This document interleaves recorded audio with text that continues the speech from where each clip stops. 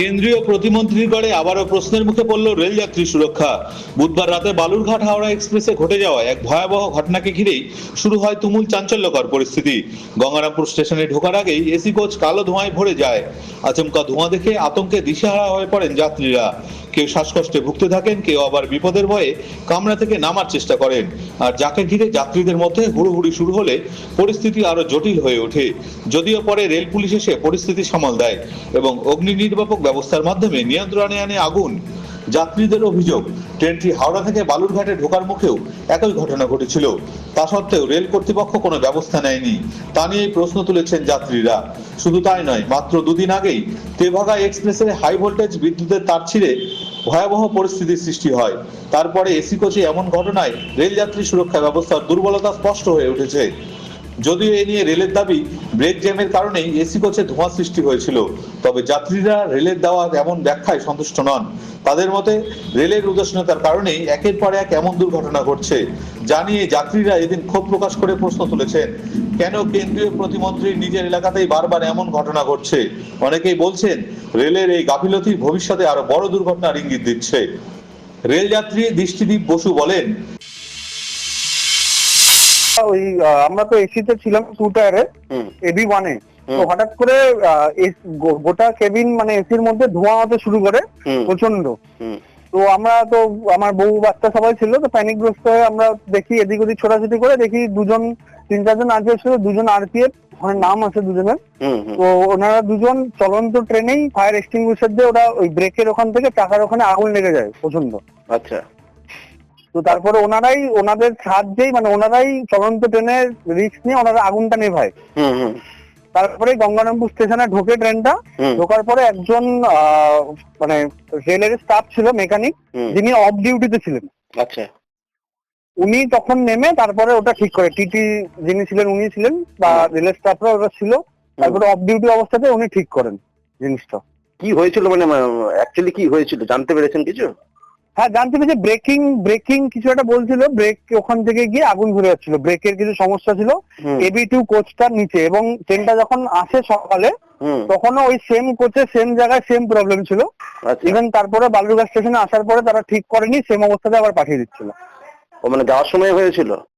যাওয়ার সময় ওনারাই বললো যে যাওয়ার সময় সেম হয়েছিল, আবার ঠিক করা হয়নি বালুরঘাটে। আবার যখন রিটার্ন যাচ্ছে ট্রেনটা কলকাতা, তখন আবার একই ঘটনা ওই একই জায়গায় হয়েছে।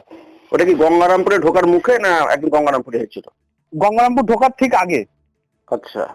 তো মানে তার 5-7 মিনিটের মধ্যে আমরা পৌঁছে যাই গঙ্গারামপুর স্টেশনে। আপনারা কতটা মানে উদ্বিগ্ন হয়েছিলেন যখন এই আগুনের ধোঁয়া দেখতে পাচ্ছিলেন? প্রচন্ডই উদ্বিগ্ন হয়েছিলাম, কারণ ফ্যামিলি ছিল, বউ বাচ্চা বয়স্ক লোক ছিল এবং প্রতিটা ট্রেনের প্যাসেঞ্জাররাই আমরা খুব টেনশনে পড়ে গেছিলাম। গোটা রাত্রি কেউ আমরা ঘুমাতে পারিনি যে আবার কখন এরকম হবে।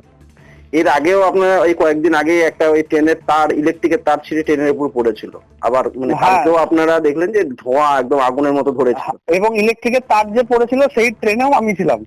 আচ্ছা, মানে বিষয়টা নিয়ে আপনারা কি বলবেন? মানে আপনারা তো রেগুলার যাওয়া আসায় করেন, তাই বিষয়টা নিয়ে বলার একটাই যে রেলের যেটা বালুরঘাট স্টেশন হোক বা রেল গভর্নমেন্টের যেটা হোক, তারা মানে সমস্ত পুরনো কোচ, কোনো মেনটেনেন্স নেই, সমস্ত কিছু নোংরা। অ্যাটলিস্ট যাত্রীদের কথা ভেবে এটা যেন খুব তাড়াতাড়ি এটা দ্রুত নিরাময় করা হোক। ঠিক। আপনার নামটা একটু বলবেন? আমার নাম দৃষ্টিদীপ বসু। ওকে। আপনি কি বালুরঘাটেই বাড়ি নাকি? হ্যাঁ, বালুরঘাটে বাড়ি, টাউন ক্লাবে। আচ্ছা, ঠিক আছে, থ্যাংক ইউ। ঠিক আছে, থ্যাংক ইউ। এমন ঘটনা নিয়ে রেল কর্তৃপক্ষের গাফিলতিকেই সামনে এনেছেন রেলযাত্রী কল্যাণ ও সমাজ উন্নয়ন সমিতির চেয়ারম্যান স্মৃতিশ্বর রায়। তিনি বলেন, বিষয়টি নিয়ে তারাও উদ্বিগ্ন। একাধিকবার এ নিয়ে সরব হওয়ার পরেও তাদের সেভাবে সক্রিয়তা দেখা যায়নি। বালুরঘাট থেকে যে ট্রেনগুলো যাচ্ছে আমরা দেখেছিলাম, এর আগে তেভাগা এক্সপ্রেস একটা ঘটনা ঘটেছিল এবং গতকালকে হাওড়াগামী যে এক্সপ্রেস সেখানে কিন্তু এসি কোচে আগুন লেগেছিল। বারবার এই ধরনের ঘটনা ঘটছে, কি বলবেন বিষয়টা নিয়ে? বিষয়টা নিয়ে প্রচণ্ডভাবে ইলেকট্রিকের যে শুধু ইলেকট্রিক কেন, এখানকার যারা মেনটেন্যান্স আছে তারা সকলের গাফিলতিতেই এই ব্যাপারগুলো বারবার ঘটছে। এবং এই গাফিলতির বিষয়টা বারবার বলা সত্ত্বেও রেলও খুব একটা গুরুত্ব দিচ্ছে না। আমরা একে একটা শক্তিশালী কমিটি তৈরি করে কাজগুলো সুপারভিশন করার কথা বলেছি, মন্ত্রীকেও বলেছি। এবং এই লাইটে চেষ্টা হচ্ছে যাতে সমস্ত জিনিসগুলো দেখে অন্তত যারা রেল এনথুইস্ট আছে তাদেরকে নিয়ে একটা কমিটি তৈরি করে বোঝা যায় যে কোথায় থেকে ত্রুটিগুলো হচ্ছে, এবং আমি যতদূর জানি সুকান্তবাবু চেষ্টা করছেন। রেলযাত্রী সুরক্ষা নিয়ে আপনারা বারবারই সরব হয়েছেন, তো হ্যাঁ। যাত্রীরা বারবার এই ঘটনা নিয়ে গতকালকেও যথেষ্ট উদ্বিগ্ন এবং আতঙ্কিত। কি করবেন এখন যাত্রীদের এই সুরক্ষা ব্যাপারটা নিয়ে? সুরক্ষার ব্যাপার নিয়ে বলা ছাড়া তো এই মুহূর্তে আমরা কিছু বলতে পারছি না। দ্বিতীয় সমস্যাটা হচ্ছে যে এর গভীরে গিয়ে কোথায় থেকে অসুবিধা হচ্ছে এটা দেখার দরকার আছে। আর বালুঘাটের প্রতি একটা নেগলিজেন্সি এবং বালুঘাটকে অবহেলা করার যে একটা কৌশল রেল নিয়েছে, এটা আমরা বারবার বুঝতে পারছি। এখানকার নিম্নমানের কোয়ালিটি দিয়ে মেটেরিয়ালস দিয়ে কাজ করা, ফাঁকি দিয়ে কাজ করা, যাতে কাজটা ডিলেড হয় তার চেষ্টা করা, এরকম ধরনের মানসিকতা রেল নিয়ে নিয়েছে, এতে কোনো সন্দেহ নেই। এবং এই বিষয়টা সম্পর্কে আমরা বারবার বলছি, বারবার সক্রিয় হচ্ছি, এবং এমএলএ এমপিদেরকেও বারবার এগুলো বলছি, রেলকেও বলছি। এবং এছাড়া এর পরের যে স্টেজটা থাকে সেটা হচ্ছে বিশালভাবে বিক্ষোভ কর্মসূচি নেওয়া। আমরা ধীরে ধীরে বাধ্য হলে সেই দিকেই যেতে হবে। Thank you. দক্ষিণ দিনাজপুর থেকে সীমান্তের কথার বিশেষ রিপোর্ট।